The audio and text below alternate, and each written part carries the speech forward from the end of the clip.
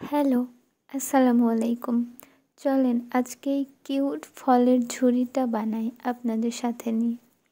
এখানে আমি একটা পুরনো কৌটার মুখ নিয়েছি, যাতে করে ঝুড়িটা একদম সিকিউরভাবে বানানো যায়।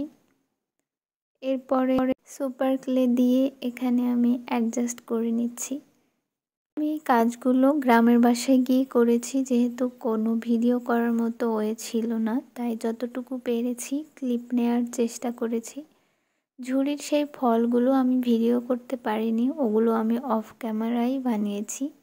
ফলগুলো বানানো খুবই ইজি, তবে এই ঝুড়িটা বানাতে গিয়ে আমি কিছু মিস্টেক করেছি। এটা বারবারই এই যে তারটা পেঁচাইতে গিয়ে ক্লে লম্বা করার সময় বারবার একটার সাথে আরেকটা লেগে যাচ্ছিল।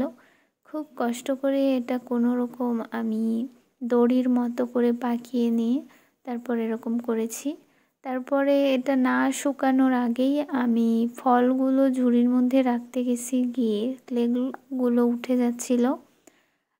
আমার মতো আপনারা এরকম তাড়াহুড়ো করবেন না, তাহলে দেখবেন ফিনিশিংটা ভালো হবে।